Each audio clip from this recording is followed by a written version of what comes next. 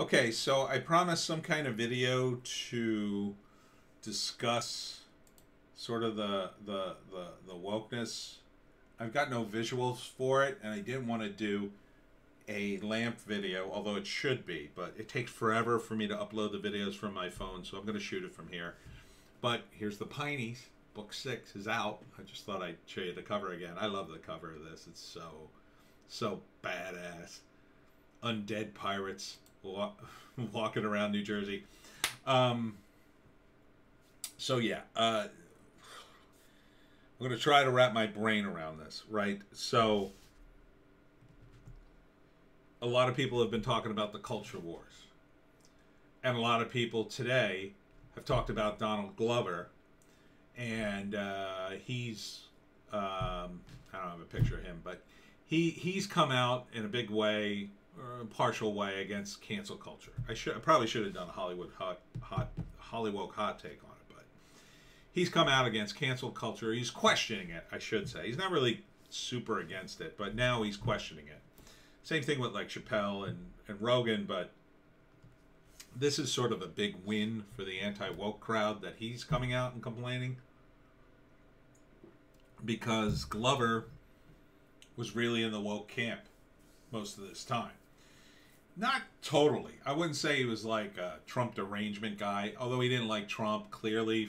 I looked up some of his quotes from 2016 just to sort of get a vibe from him in that time period. And yeah, he didn't like Trump, and he made a joke about him. You know, he's not going to live forever kind of joke.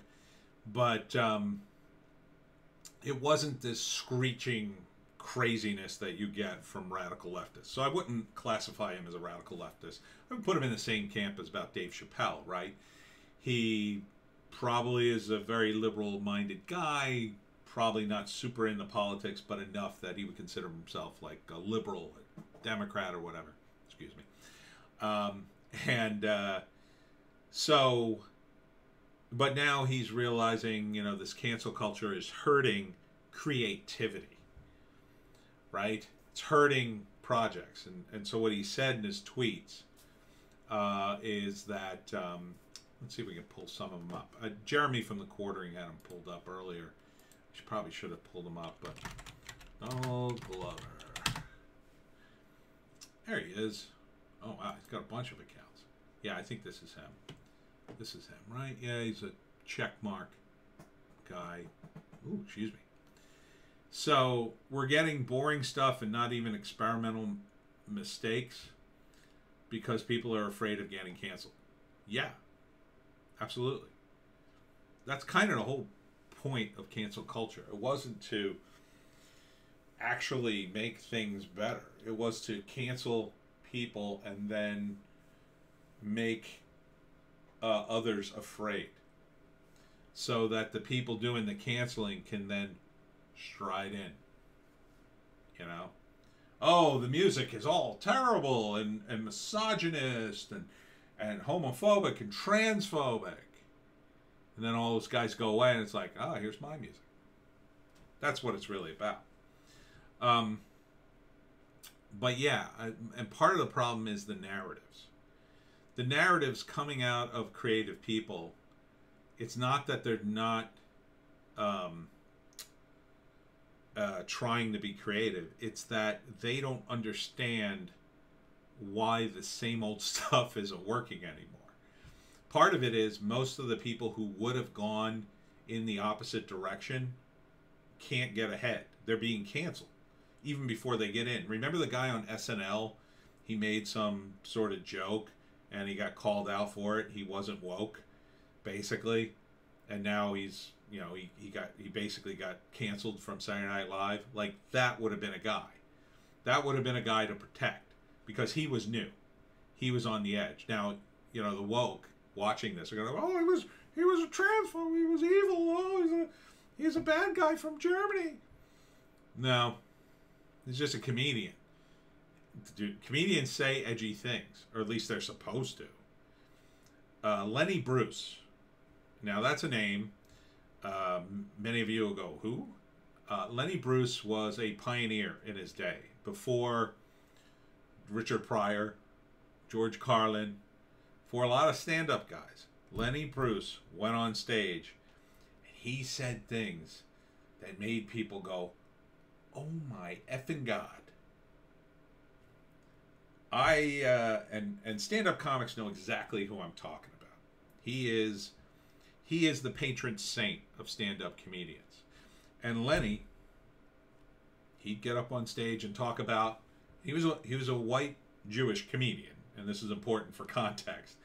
He would get up on stage and talk about racial slurs, and he'd say them. And even and this was the late 50s, early 60s, Dustin Hoffman did a movie where he plays Lenny. Even in that time period, it was outrageous, and you couldn't possibly do the piece today. I don't know if I told you guys. I think I did. I had a genius idea. I was going to memorize a Lenny Bruce stand-up, 5-minute stand-up piece, and go do it word for word on stage without any warning and see what would happen. But I changed my mind because I didn't want to be murdered. So, because I don't even think people would get it now. Maybe after the fact they would, you know, after my death they would go, oh, it was Lenny Bruce. But I think the irony would be lost on the liberals who would have supported that. Because back in the day, they did support a guy like Lenny. Because he was a linguistic pioneer in that area. The guys who are doing stand-up now, they're not linguistic pioneers. Very few of them. Maybe Dave Chappelle. Maybe. You know, but the guys who would be really out there right now, they'd all be right-wing. They'd all be right-wing, and people would be pissed at them. Absolutely pissed. And there'd be a handful of them that would be rising to the top, and nobody would understand why. Because the pendulum swings back every few decades. This happened in the 80s. And now everybody romanticized it. Oh, the 80s, what a great time. Back in the 80s, what happened was we had been through about, you know, the 60s turned into the hippie era toward the end of the 60s and into the 70s till about mid-70s when the Vietnam War ended, and then all the hippie stuff started to, like, unravel. People just were basically doing drugs. Now, the hippies were much more harmless than the Antifa counterparts of today, but people were sick of that. They were sick of feeling bad about their country. They were sick of the hippie nonsense and all the progressive nonsense. So what happened was, by the early to mid-80s, things started to change. And it became super pro-America all of a sudden.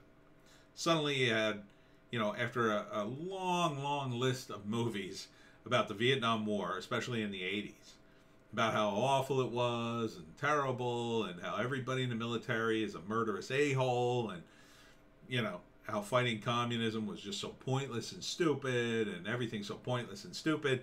People were really sick of those movies, and they embraced Terminator, Rambo, well, First Blood, Rambo. These were all in the mid-80s. And then suddenly everybody went the other way. They started becoming super pro-American. And part of it was Reagan. Reagan was in office and it was all about being super pro-American. Now I was the opposite because I was always the contrarian kid. But part of it was I was caught up in that progressive bent too. And I was like, oh man, we're getting pushed out, man. You know, the hippies were cool.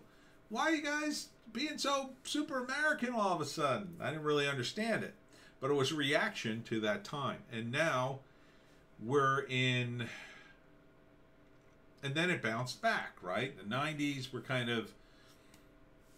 I won't say hippie, but they weren't super pro-American. Then in the 2000s, after 9/11, super pro-American. Well, now we've gone back the other way. Super anti-American. And it's literally anti-American. While that was happening, people didn't stick to their guns, right? You know, it's easy when you've got a big career to say, come out and play pansexual Lando. Look, there was no way, I believe, Donald Glover is a geek after my own heart. I do not believe for a second when he was told, oh, you're going to be a pansexual Lando, that he went, oh yeah, that makes sense. No way. No effing way. I believe the moment his agent said that, he was like, are you kidding me? Oh, this is what the studio wants, Donald. And he went along with it. And he took that money. And he shouldn't have. Now, who am I to say? I've never been offered a giant truckload of money like I'm sure he was offered. I'm sure it's enough to finance his life for the rest of his life, including doing his music and his TV shows and whatever. But he should have drawn a line in the sand then. He should have said, no, Lando's not pansexual. What are you talking about? Let's not do that. It would have cost him. Possibly. Possibly the whole part. Possibly the role would have went to somebody else. You know? Or maybe not. Maybe they would have said, well, we really want Donald Glover. And you could have said, well, you know, I'm just not a pansexual. I can't play one. I mean, there are a million ways you could have finessed it. But if you don't care, if you just want the money, well, then why bother, right? That's the culture war. And it may not sound like a big deal, but it is a big deal because you're rewriting history. You were doing a prequel where you're Lando. Lando wasn't pansexual. No way. Absolutely not. Billy D. Williams was hired because he was the penultimate of male sexuality. From a studio perspective, they considered him, oh yeah, here's a guy, here's a cool black guy we can hire and you know, make the movie a little more diverse, and he's a macho guy and everybody likes him. He wasn't pansexual. He wasn't having sex with a robot. And he didn't have to be pansexual to make that character work either, and to make the bits in that movie work. I think the whole movie was just, you know, Solo was just like an absolute train wreck of a movie, but that's neither here nor there. But you got to draw the line in the sand, and you know, now to draw the line in the sand after you've been paid, after you made your money, well, good, I guess, but now it's going to cost you more. It's going to cost you a lot more, because by the time you finally get around to saying, wait a minute, communism's bad, and that's where you're headed. You're not there yet, but you're going to get there. You know, you're going to be, you know, you're not going to have any credibility. And the people who would have hated you, you know, saying, oh, I don't want to play a pansexual Lando. That doesn't seem right. That doesn't seem consistent with the character. Those people are now 100-fold, and they hate you with an intensity of a burning sun, because now they think you've betrayed them. You were never really in their camp, but now they think you were in their camp, and then you betrayed them. It makes it much worse, in my view. It's all my opinion. So, what we need is to support narratives that are positive. And the narratives coming out of Hollywood, coming out of music, coming out of all the major companies are no longer positive, because it's not in their monetary interest to do that. Number one, they think Twitter is a gauge of what the world is. It's not. I'm on Twitter all day. I know what Twitter is. They don't even know me. I'm selling books on Twitter. Some of you are buying my books. But for the most part, Twitter is just an advertising vehicle for me. And I say stuff on Twitter, and I say base stuff, and most of it just goes by because I'm nobody to them. If I was famous, if tomorrow I start selling 1,000 books a day, then it'll be a different story. Then I'll get flack like you won't believe. Because then it'll be like, oh, who's this famous author saying all these base things? I have to say something. Instead, I've got people who just ignore me. They just put me on mute. Because, I don't know this guy. I don't want to see that. I don't want to see that Trump press release. So, and it's not about supporting Trump. It's not about Trump. I tried to explain this to someone the other day. This isn't about Trump. Trump is just part of the whole deal. He's representative of a large chunk of it, but it's more than just Trump. It's a movement to put things right that have gone wrong. And the Democrats have literally decided to do whatever they can to maintain power. But they were always, in the past, the ceiling was they didn't have the money. They never had the money to go beyond a certain point. Because the Republicans controlled the money, and the Democrats were a bunch of screaming memes who tried to push social change. But now everything's all mixed up. The Republicans are now the populists. The Democrats are still the screaming memes, but now they have the money. And that money, they're destroying themselves. And they will take us with them. If people like yourself, Donald Glover, don't stand up.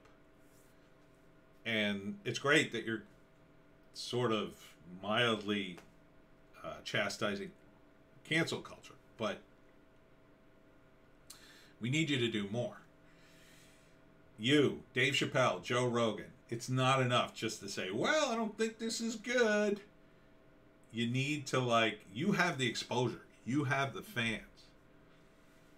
And yes, you will lose fans in the short term if you come out too strongly, too quickly. But there are artists who are up and coming. Tom McDonald is one of those artists.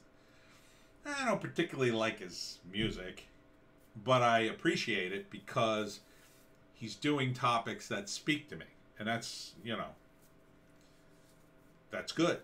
They're topics that, he's talking about the wokeness in a framework that makes sense. This Is America, while, cool, wasn't exactly daring, except for the violence, I guess. Everybody talked about it, and that was good. I mean, I'm not trying to denigrate your music, just like I'm not trying to denigrate Tom's, but he's a guy that needs your help. You're in that world. Help him, because he has the right message. And he's not the only one. There are other guys who are doing that. Doing a tour with guys who already agree with you politically and toe the party line of wokeness, that isn't going to help anybody. Same thing with Dave, same thing with Joe Rogan. Joe Rogan's probably the best one, simply because he has guests on that the wokerati don't approve of, but he's still being censored. You need to do something that gets you censored. You need to come out with a song or a video or some collaboration with one of these guys to make people go, to make these woke idiots go, wait a minute, what are you doing? Don't promote him. Oh, I'm so angry. Then you know you've hit the right nerve. That's what we need. I can do it all day long, but nobody pays attention to me. A few people are buying my books. Thank you. But we need you guys to get the message, because you're already famous. And you're risking your fame. I'm not going to sugarcoat it. You could be destroyed. You could do this and be in the weeds within 5 years. And then you'll be like, why did I listen to that crazy guy on the internet? I wouldn't blame you. But you can't have it both ways. You can't sit here and complain about cancel culture and then slowly sort of wait for it to kind of be over and then come out and say, yeah, I was always against it. We need you to lead the way. You have the power, not us. I don't have the power. I got 2,100 subscribers on YouTube. By the way, my subscribers are going up, even though I'm making fewer videos and getting fewer hits. I don't know. Explain that one to me. So we need you, Donald Glover.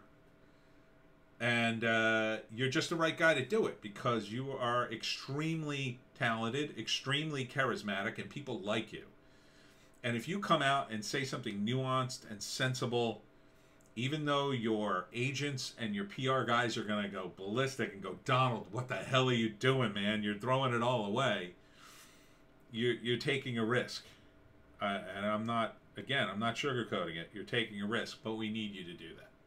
We need you to step up now, because celebrity cred is rapidly disappearing. And in a few years, if this continues the way it's going, your celebrity will be meaningless, and you'll be up in your Hollywood's Hills mansion wondering why everything's on fire and why they're, the woke are coming down the street with pitchforks. Because that's what's going to happen. These guys aren't kidding around when they say they want to collapse the state. You live in the state. You are protected by the state. These communists are not kidding around. Read Unmasked by Andy No. Just go to his Twitter feed. Figure out what's going on, man. We need you. We need you to speak out against this woke cancel culture. We need the culture to turn a corner on this. Now. And the only way to do that is make that woke shit bullshit. To say, no, it's all bullshit. Don't cancel people. No one gets canceled. How is canceling people tolerant? You can't split the hairs on this. Either you believe in freedom of speech, or you might as well just go to the Antifa rallies like Ted Wheeler and hope they don't throw garbage at you. The clock is ticking, man. I hope you do something soon.